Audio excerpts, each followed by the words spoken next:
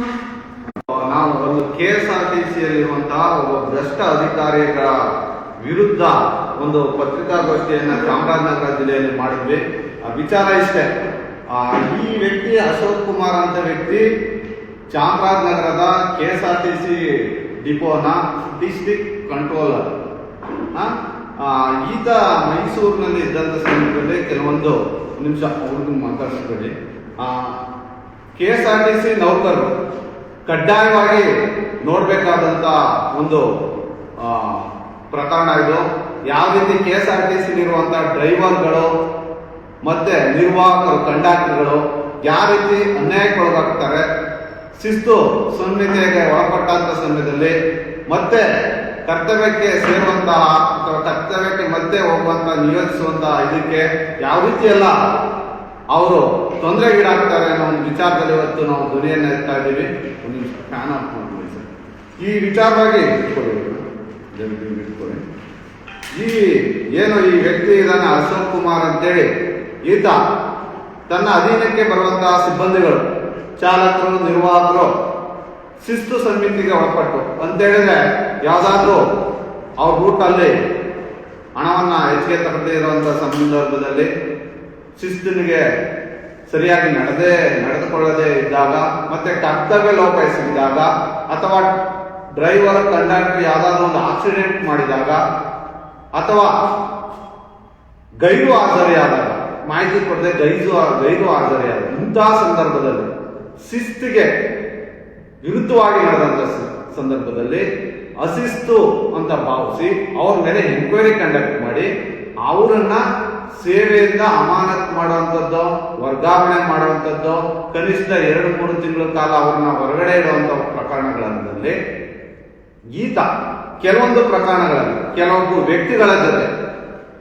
ಮಧ್ಯವರ್ತಿಗಳಾಗಿ ಇಟ್ಕೊಂಡು KSRTCಯ ತನ್ನ ಸಿಬ್ಬಂದಿಗಳನ್ನೇ ಮಧ್ಯವರ್ತಿಯಾಗಿಟ್ಕೊಂಡು ಯಾರು ಈ ಶಿಸ್ತು ಸಮಿತಿಯಿಂದ ಅಮಾನತುಗೊಂಡಿರ್ತಾರೆ ಅಂತವ್ರನ್ನ ಭೇಟಿ ಮಾಡಿ ಮತ್ತೆ ಅವರ ಹುದ್ದೆಗೆ ಸೇರಿಸೋದಕ್ಕೆ, ನಿಯೋಜನೆ ಮಾಡೋದಕ್ಕೆ ಲಂಚವನ್ನ ಪಡೆದಿರುವಂತಹ ಪ್ರಕರಣದಲ್ಲಿ KSRTCಯ ಒಂದು ಇಲಾಖಾ ಎನ್ಕ್ವೈರಿ ನಡೆದಂತ ಸಂದರ್ಭದಲ್ಲಿ ಈತನ ಮೇಲೆ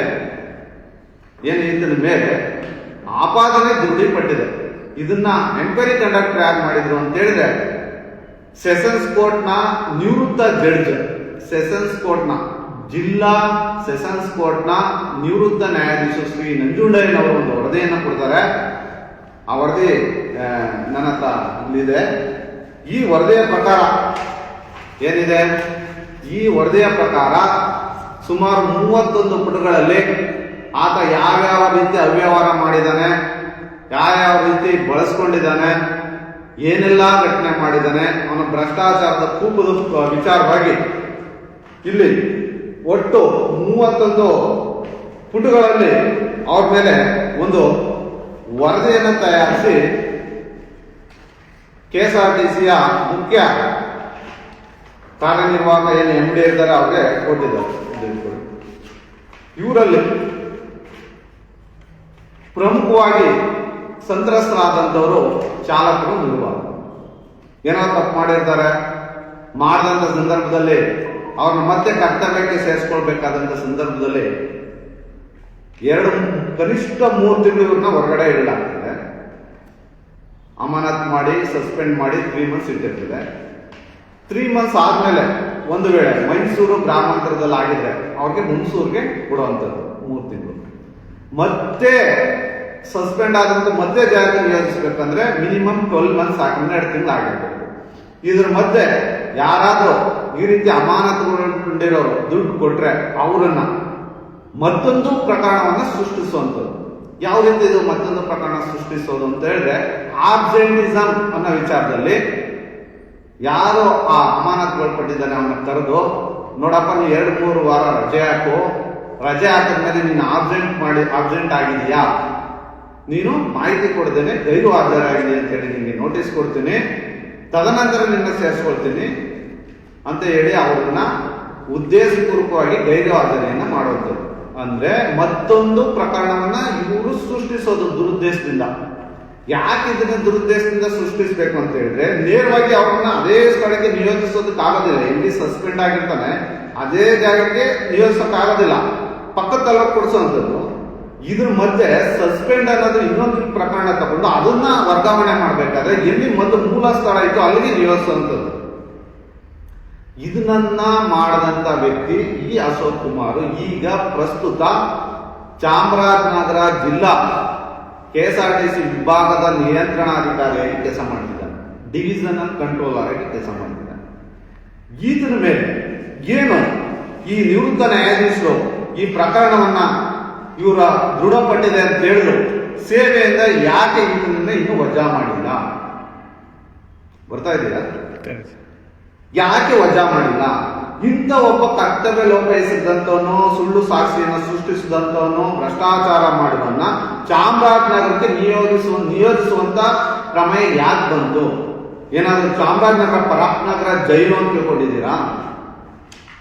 ಒಂದು ಗಡಿ ಜಿಲ್ಲೆ, ಬಹಳಷ್ಟು ಸ್ಪಷ್ಟವಾಗಿ ಯಾವುದೇ ವಿಚಾರವನ್ನ ತಿಳಿಸ್ದೇನೆ ಇಲ್ಲಿಂದ ಅವ್ರಿಗೆ ಅವನ್ ತಗೊಂಡು ಇಲ್ಲಿ ಹಾಕಿದ್ವಿ. ಇಂಥ 2 ವರ್ಷದಿಂದ ಇಲ್ಲಿ ಇವನ್ ಏನೇನ್ ಮಾಡ್ತಿದ್ದಾನೋ ಇಲ್ಲಿ ಏನು ಗೊತ್ತಿಲ್ಲ. ಆದ್ರೆ ಇಂಥ ಭ್ರಷ್ಟನ್ನ ಇಲ್ಲಿ ನಿಯೋಜಿಸುವಂತ ಪ್ರಮೇಯ ಆಗ್ತದೆ. ಒಂದು ಪ್ರಕರಣದಲ್ಲಿ ನಾನು ಹೇಳ್ಬೇಕಾದ್ರೆ, ಒಬ್ಬ ವ್ಯಕ್ತಿ ತನ್ನ ಹೆಂಡತಿಯ ತಾಳಿಯನ್ನ ಗಿರುಬಿಟ್ಟು ಇದಕ್ಕೆ ಕೊಟ್ಟಿದ್ದೀನಿ ಅಂತೇಳಿ ಲಿಖಿತವಾಗಿ ಕೊಡ್ತಾನೆ. ಈ ಪ್ರಕರಣದಲ್ಲಿ ಲಿಖಿತವಾಗಿ ಕೊಡುವಂಥದ್ದು ಸತೀಶ್ ಕೆ ಅಂತೇಳಿ ಒಬ್ಬ ನಿರ್ವಾಹಕ ಚಾಲಕ ಡ್ರೈವರ್ ಕಂಡಕ್ಟರ್ 30,000 ರೂಪಾಯಿ ಬೇಡಿಕೆ ಇರ್ತಾರೆ. 30,000 ರೂಪಾಯಿ ಬೇಡಿಕೆಗೆ ಹುಣಸೂರಿಗೆ ನಿಯೋಜಿಸಬೇಕು ಅಂತೇಳಿ ಲಿಖಿತವಾಗಿ ಕೊಟ್ಟಿರೋದು, ತನಿಖಾಧಿಕಾರಿಗಳಿಗೆ ಲಿಖಿತವಾಗಿ ಕೊಟ್ಟಿರುವಂಥದ್ದು. ಇಂಥ ಪ್ರಕರಣಗಳಲ್ಲಿ ಇಂಥ ಒಬ್ಬ ಮೇಲಧಿಕಾರಿಗಳು ಈ ರೀತಿಯ ಹಣವನ್ನು ವಸೂಲು ಮಾಡೋದು ದೃಢಪಟ್ಟಾದರೂ ಆಗಾಗಲೂ ಕೂಡ ಮತ್ತೆ ನಿಯೋಜಿಸಿದ್ದೇ ಯಾಕೆ? ಒಬ್ಬ ಡಿವಿಷನಲ್ ಕಂಟ್ರೋಲ್ ಆಗಿ DC ಆಗಿ KSRTC ಚಾಮರಾಜನಗರ ವಿಭಾಗಕ್ಕೆ ಯಾವ ರೀತಿ, ಯಾವ ಮಾನದಂಡದಲ್ಲಿ ನೀವು ಇದಕ್ಕೆ ನಿಯೋಜಿಸಿದ್ರಿ? ಇದು ನಮಗೆ ಬರುವಂತ ಪ್ರಶ್ನೆ. ನಮ್ಮ ಮೂಲವಾಗಿ ಹೇಳ್ಕೊಂಡು ಬಂದೆ, ಫಸ್ಟ್ ಅವ್ರಿಗೆ ನೋಟಿಸ್ ಕೊಡುವಂಥದ್ದು, ದುಡ್ಡು ಕೊಟ್ರೆ ಅವ್ನ ನೋಟಿಸ್ ವಾಪಸ್ ತಗೊಳ್ಳುವಂಥದ್ದು, ಅವ್ನು ಬೇಕಾದ ಸ್ಥಳಕ್ಕೆ ನಿಯೋಜಿಸುವಂಥದ್ದು, ಆಬ್ಸೆಂಟಿಸಮ್ ಪ್ರಕರಣಗಳನ್ನ ತಗೊಳ್ಳುವಂಥದ್ದು, ಇದ್ರ ಬಗ್ಗೆ ಧ್ವನಿ ಎತ್ತವ್ರ ವಿರುದ್ಧ ಮತ್ತೊಂದು ನೋಟಿಸ್ ಕೊಡುವಂಥದ್ದು, ಅವ್ರಿಗೆ ಸರಿಯಾದ ಡ್ಯೂಟಿ ಕೊಡದೇ ಇರುವಂಥದ್ದು, ರಜಕ್ಕೆ ಅಪ್ಲಿಕೇಶನ್ ಹಾಕಿದ್ರೆ ಅಲೌ ಮಾಡದೇ ಇರುವಂಥದ್ದು, ಅಶಿಸ್ತು ಪ್ರಕರಣವನ್ನ ಸೃಷ್ಟಿಸಿಕೊಂಡು ಅವ್ರಿಗೆ ನೋಟಿಸ್ ಕೊಡುವಂಥದ್ದು, ಇವೆಲ್ಲ ಪ್ರಮೇಯಗಳು ಯಾಕೆ ಬರ್ತಿದ್ದೇವೆ? ಈ ರೀತಿಯ ಅಶಿಸ್ತು ಮತ್ತು ಆಕ್ಸಿಡೆಂಟ್, ಅಪಘಾತ, ಇನ್ಯಾವುದೋ ಪ್ರಕರಣಗಳು ಇವ್ರಿಗೆ ದುಡ್ಡು ಮಾಡೋದಕ್ಕೆ ಪ್ರೇರಿತವಾಗ್ತಾ ಇದೆ ಹೊರತು KSRTCಲಿ ಸಾರ್ವಜನಿಕರು ಹಣ ಕೊಟ್ಟಾಗ ಟಿಕೆಟ್ ಕೊಡದೆ ಅವ್ರು ಸಿಕ್ಕಾಕೊಳ್ಳೋದು, ಅವ್ರ ಹತ್ರ ಹಣವನ್ನು ಇವು ವಸೂಲು ಮಾಡೋದು, ಇದು ಈ ವ್ಯವಸ್ಥೆಯಲ್ಲಿ ಇರುವಂತದ್ದು. ಆದ್ರಿಂದ ಇದ್ರ ಮೇಲೆ ಈಗ ಹಿಂದೆ ಅವನ ಪ್ರಕರಣ ಮಾಡಿದಾಗ 2022 ಎಂಡಲ್ಲಿ ಮತ್ತೆ 24 ವರದಿ ಆದ್ಮೇಲೆ ಈ ಕೃತ್ಯದ ವಿಚಾರ ಹಿಂದೆ ಇದ್ದಂತ IPC ಪ್ರಕರಣದಲ್ಲಿ ನಕಲಿ ದಾಖಲೆ ಸೃಷ್ಟಿಸಿರುವಂತದ್ದು, ಫೋರ್ಜರಿ ದಾಖಲೆ ಸೃಷ್ಟಿಸಿರುವಂತದ್ದು, ಮತ್ತೆ ಇವನು ಮೋಸ ಮಾಡ್ತಿದ್ದು, ಪ್ರಿವೆನ್ಷನ್ ಕರಪ್ಷನ್ ಆಕ್ಟ್ ಕೆಳಗಡೆ ಇವನ ಮೇಲೆ ಲಿಖಿತವಾಗಿ ಯಾಕೆ ಇಲ್ಲಿವರೆಗೆ ದೂರು ದಾಖಲು ಮಾಡಿಲ್ಲ KSRTC? ಅಥವಾ ನೀವೇ ನಿವೃತ್ತ ನ್ಯಾಯಾಧೀಶರನ್ನ ನಿಯೋಜಿಸಿ ಈ ವಿಚಾರಣೆ ಮಾಡಿಸಿದ್ದೀರಿ, ಅದು ರಿಪೋರ್ಟ್ ಬಂದಿದೆ, ನಿಮ್ಮ ಮುಂದೆ ನಮ್ಗೆ ತೋರಿಸಿದ್ದೀವಿ, ನೀವು ಯಾಕೆ ಸೇವೆಯಿಂದ ಅಮಾನತು ಮಾಡಿಲ್ಲ? ಇದಕ್ಕೆ ಏನು ಮ್ಯಾನೇಜಿಂಗ್ ಡೈರೆಕ್ಟರ್ KSRTC ವಿಭಾಗದ ಮುಖ್ಯಸ್ಥರು ಮತ್ತೆ ಸಾರಿಗೆ ಸಚಿವರು, ಈ ಸರ್ಕಾರ ಇದಕ್ಕೆ ಉತ್ತರ ಕೊಡಬೇಕು. ಈ ವ್ಯಕ್ತಿಯನ್ನ ಚಾಮರಾಜನಗರದಲ್ಲಿ ಮುಂದುವರಿಸುವ ಪ್ರಮೇಯ ಏನಿದೆ? ಆದ್ರಿಂದ KRS ಪಕ್ಷ ಇವತ್ತು ಏನು ಚಾಮರಾಜನಗರ ಜಿಲ್ಲಾ ಘಟಕದ ವತಿಯಿಂದ, ಚಾಮರಾಜನಗರ ಈ ಜಿಲ್ಲಾ ಘಟಕದ ವತಿಯಿಂದ ಸಾರ್ವಜನಿಕ ಪ್ರಕಟಣೆಯನ್ನ ಹೊರಡಿಸಿದೆ, ಮತ್ತೆ ಪತ್ರಿಕಾ ಪ್ರಕಟಣೆಯನ್ನು ಕೂಡ ಮಾಡಿದೆ. ದಯವಿಟ್ಟು ಕೂಡಲೇ ಇನ್ನು 3-4 ದಿನದಲ್ಲಿ ಇವನ ಸೇವೆಯಿಂದ ಅಮಾನತುಗೊಳಿಸಬೇಕು ಅಥವಾ ಸಸ್ಪೆಂಡ್ ಮಾಡಬೇಕು. ಮಾಡಲಿಲ್ಲ ಅಂತ ಹೇಳಿದ್ರೆ ಚಾಮರಾಜನಗರದಲ್ಲಿ ವಿನೂತನವಾಗಿ ಈತನಿಗೆ ಸಾರ್ವಜನಿಕವಾಗಿ ಸನ್ಮಾನ ಮಾಡುವಂತ ಕಾರ್ಯಕ್ರಮವನ್ನ ಅಥವಾ ಟಮಟೆ ಚಳುವಳಿಯನ್ನ ಕೆಆರ್ಎಸ್ ಪಕ್ಷದ ವತಿಯಿಂದ ಚಾಮರಾಜನಗರದ ಮುಖ್ಯ ಬೀದಿಗಳಲ್ಲಿ ಕೆಆರ್ಎಸ್ ಪಕ್ಷ ಹಂಚಿಕೊಳ್ತದೆ. ಇನ್ನೆಲ್ಲಿ ಭ್ರಷ್ಟಾಚಾರ ಮುಕ್ತವಾದಂತ ವಿಚಾರಗಳನ್ನ ನೀವು ಮಾಡುವಂಥದ್ದು.